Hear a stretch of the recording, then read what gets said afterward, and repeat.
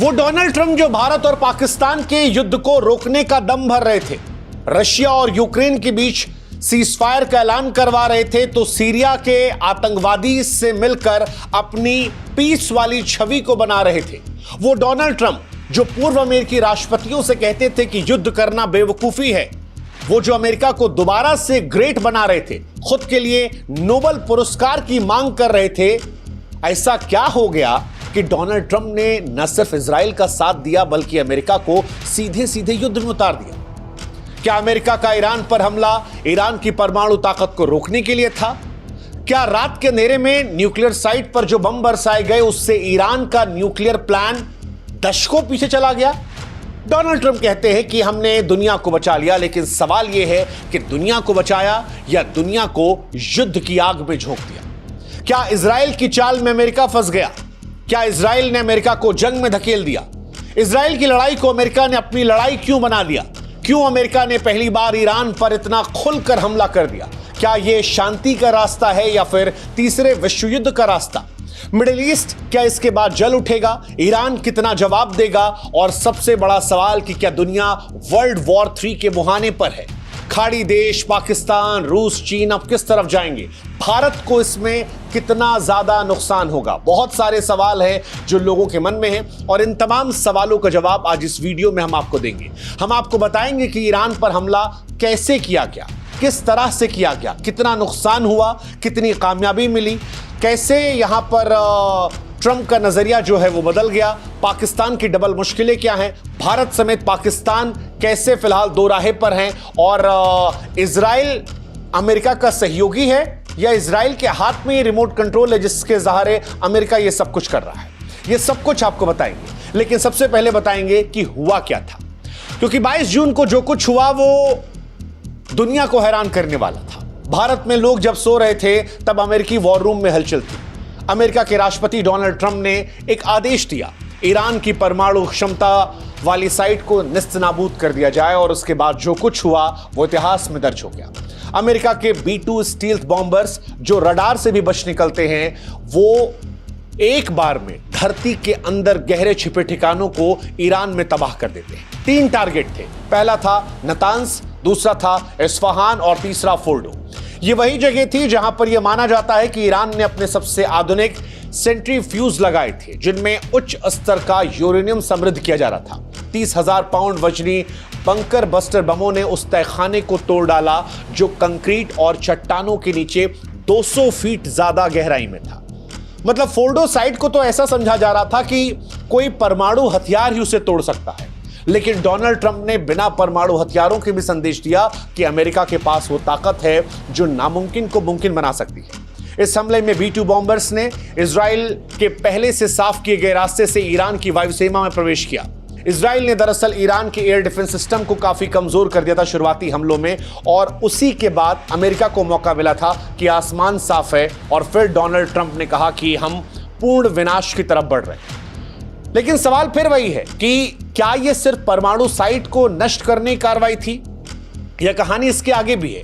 सवाल यह भी कि वो कौन सा हथियार है जिसने जमीन के अंदर 200 फीट जाकर निस्तनाबूद कर दिया उन ठिकानों को? तो ये जहाज है अमेरिका का B-2 स्टील्थ बॉम्बर।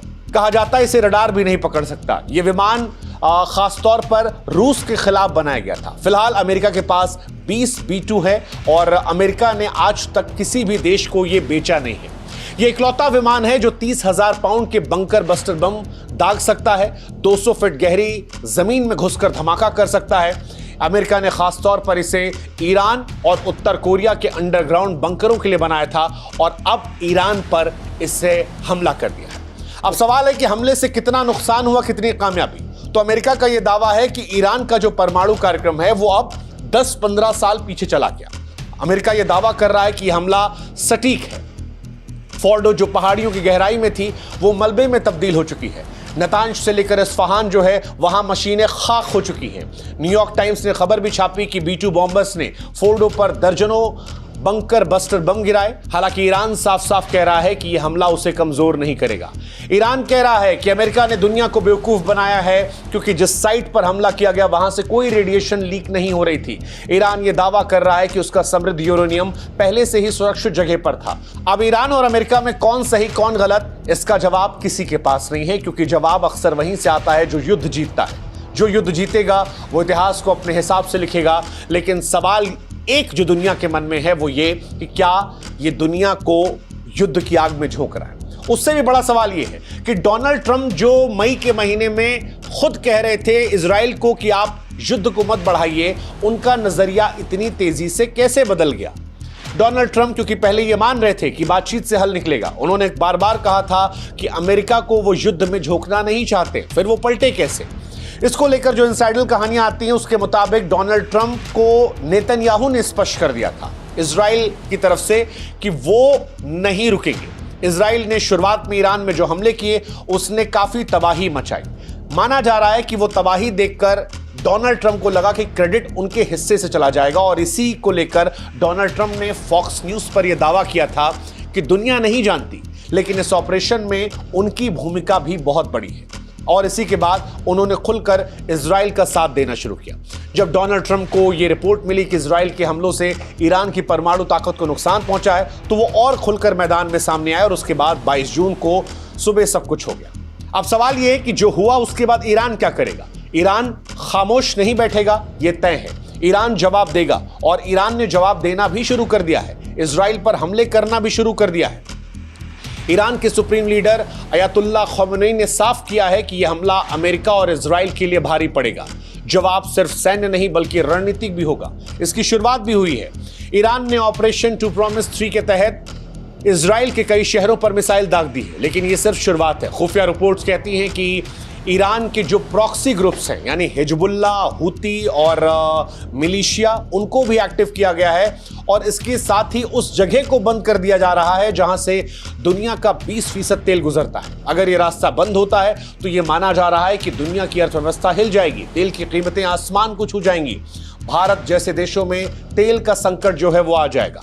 ईरान के पास अभी भी मिसाइल है, ड्रोन है, कुछ गुप्त परमाणु ठिकाने बचे हैं। ईरान बदला लेगा नहीं लेगा, ईरान गुस्से में रिएक्ट करेगा या ईरान समझदारी से लड़ेगा, ईरान के साथ कौन आएगा, ये अभी रहस्यों में भरा पड़ा है।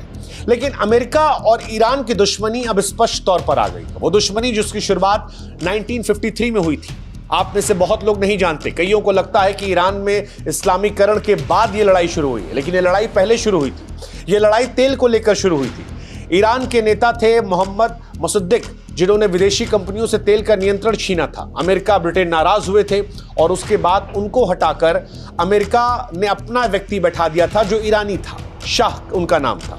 1979 में शाह के सख्त शासन से ईरानी जनता नाराज हुई थी और वहीं से इस्लामिक क्रांति की शुरुआत हुई थी।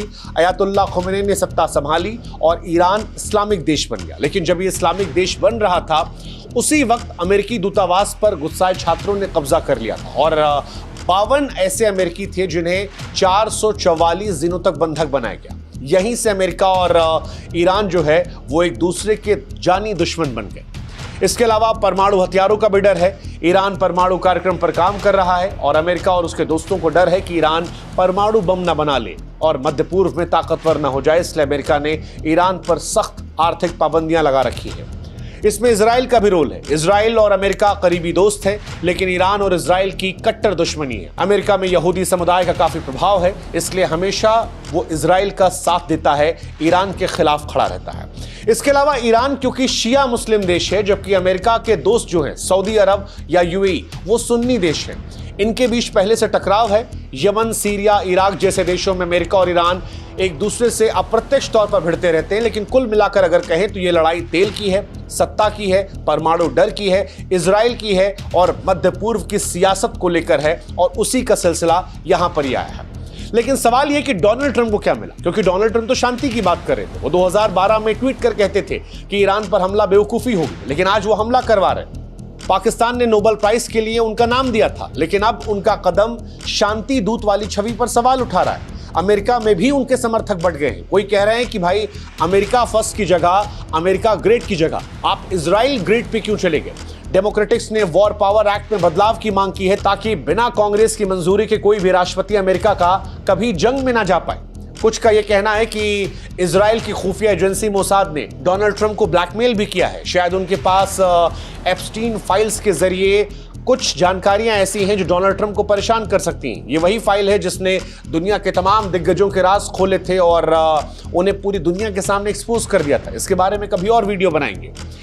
लेकिन कुल मिलाकर कहानी यह है कि इजराइल जो चाहता था अमेरिका ने वो कर दिया। अब क्या ये ब्लैकमेलिंग में किया गया? क्या इजराइल ने उन्हें जंग में धकेला, या अमेरिका क्रेडिट चाहता था, या अमेरिका को भी डर था?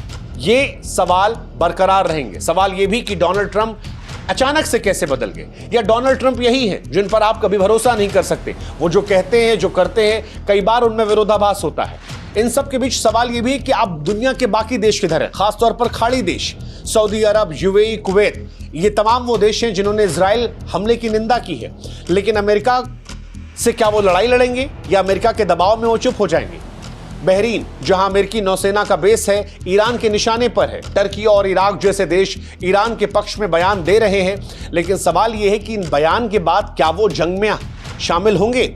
शिया सुन्नी तनाव क्या फिर भड़केगा जो मध्य पूर्व को और स्थिर करेगा? खाड़ी देशों के सामने दो रास्ते, या तो वो ईरान के साथ खड़े हो जाएं या अमेरिका के साथ। लेकिन तेल और सुरक्षा के लिए ज्यादातर देश ऐसे हैं जो अमेरिका के साथ होंगे। भले वो ईरान के ऊपर हमले को विरोध कर रहे हैं, लेकिन क्या वो अमेरिका के खिलाफ जाएंगे? इसके चांसेस कम लगते हैं। यही हाल पाकिस्तान का भी है। पाकिस्तान की हालत सबसे पेचीदा है क्योंकि पाकिस्तान ही वो देश है जहां से आसिम मुनीर ने डोनाल्ड ट्रंप को नोबेल शांति पुरस्कार के लिए नामित किया था। आर्मी चीफ आसिम मुनीर ने हाल ही में व्हाइट हाउस में ट्रंप से मुलाकात की। अब सवाल उठ रहा है कि क्या पाकिस्तान ने चुपके से अमेरिका का साथ दिया? कुछ का दावा है कि इजराइल ने ईरान पर हमले के लिए इराकी हवाई क्षेत्र का इस्तेमाल किया जो अमेरिकी नियंत्रित है। कुछ ये भी कह रहे हैं कि पाकिस्तानी एयरबेस का भी इस्तेमाल किया गया, पता नहीं। लेकिन शक की सुई घूम रही है। भारत से भी नेता जो हैं वो तंज कस रहे हैं और कह रहे हैं कि क्या आसिम मुनीर ने इसी के लिए ट्रंप से चाय पी थी? क्या इसी के लिए नोबेल प्राइज उनके लिए देने की बात कही थी? क्या अमेरिका के दबाव में मुस्लिम देश एकजुट होंगे, झुकेंगे, इकट्ठा होंगे, अमेरिका से लड़ेंगे? ये सवाल बहुत महत्वपूर्ण है। लेकिन इन सब के बीच जो सबसे इंपॉर्टेंट सवाल मुझे लगता है वो है इजराइल की भूमिका। इजराइल सहयोगी था या संचालक था? क्योंकि अब बहुत सारे लोग हैं जो मान रहे हैं कि असली रिमोट कंट्रोल इजराइल के पास था। इजराइल और अमेरिका की दोस्ती सिर्फ कूटनीतिक नहीं बल्कि रणनीतिक, सांस्कृतिक भी है। अमेरिकी राजनीति में यहूदी लॉबी का बहुत बड़ा असर है। डोनाल्ड ट्रंप इजराइल के समर्थन में कई बार कदम उठा चुके हैं, जैसे यरूशलेम को राजधानी के रूप में मान्यता देना। लेकिन सवाल यही है कि इजराइल ने ट्रंप को इस वॉर में क्यों खींचा? नेतन्याहू कह तो रहे हैं कि आपने इतिहास बदल दिया, ये प्रशंसा है, लेकिन संकेत ये भी है कि असली रिमोट कंट्रोल क्या उन्हीं के पास था? ये सवाल बहुत बड़ा है और इजराइल का तो इसमें बहुत फायदा हुआ क्योंकि इजराइल जो इस जंग में अकेला लग रहा था, अब उसे दुनिया की सबसे बड़ी ताकत का साथ मिल गया। भारत अभी भी तटस्थ भूमिका में है। भारत जैसे देश अभी भी शांति की अपील करेंगे, लेकिन उनका स्वर क्या इस वर्ल्ड पॉलिटिक्स में, इस बॉम्बार्डिंग के बीच सुनाई पड़ेगा? यह अपने आप में एक बहुत बड़ा सवाल है। कुल मिलाकर इतना कह सकते हैं कि डोनाल्ड ट्रंप का ईरान पर हमला एक बहुत बड़ा हिस्टोरिकल मूवमेंट है। इतिहास इसे अच्छे बुरे किस तरह से देखेगा ये वक्त बताएगा, लेकिन अभी करंट टाइम पे ये बात स्पष्ट है कि इसने दुनिया को युद्ध की आग में झोंक दिया है। डोनाल्ड ट्रंप की छवि को नुकसान पहुंचाया है। वो डोनाल्ड ट्रंप जो शांति के स्थापक बन रहे थे, अब युद्ध करने वाले नेता के तौर पर देखे जा रहे हैं। ये भी सच है कि ईरान खामोश नहीं बैठेगा, ईरान लड़ेगा। इसका असर दुनिया पर भी पड़ेगा, चाहे वो तेल की कीमतों के जरिए हो, वैश्विक अर्थव्यवस्था हो, और इसका असर भारत में भी हमारी जिंदगी पर पड़ेगा। लेकिन सवाल जो इंपॉर्टेंट है वो यही कि क्या ये इजराइल का युद्ध था जिसे अमेरिका ने अपना बनाया? क्या ट्रंप ने नोबेल पुरस्कार गवा दिया? क्या दुनिया जंग के मुहाने पर बढ़ गई है, या अभी भी ये जंग संभाली जा सकती है? हम और आप एक नाजुक मोड़ पर खड़े हैं जहां पर डिप्लोमेसी और डीएस्केलेशन शायद एकमात्र रास्ता है अगर दुनिया को बर्बादी से बचना है। लेकिन जब इतिहास लिखा जाएगा तो ट्रंप का यह फैसला या तो साहसिक कदम के तौर पर याद किया जाएगा, या उस चिंगारी के तौर पर जिसने दुनिया को जंग की आग में झोंक दिया। अब दुनिया को यह तय करना है कि हम शांति की ओर बढ़ेंगे, युद्ध की गहराई की ओर बढ़ेंगे। जवाब का वक्त आ गया है, समय बहुत कम है। समय यह तय करेगा कि दुनिया बर्बादी की तरफ गई या इस कदम से शांति बनी। ये सब कुछ अब ईरान और अमेरिका इजराइल वॉर पर निर्भर करता है। क्या दुनिया कूदेगी? इस खबर को आप कैसे देखते हैं? इस जंग में आप किसकी तरफ हैं? आप किसे सही गलत मानते हैं और क्यों मानते हैं? ये सारी बातें आप भी कमेंट सेक्शन में लिख सकते हैं। और अगर किसी और विषय पर आप चाहते हैं कि हम उस पर वीडियो बनाएं तो वो भी आप कमेंट सेक्शन में जानकारी के जरिए बता सकते हैं।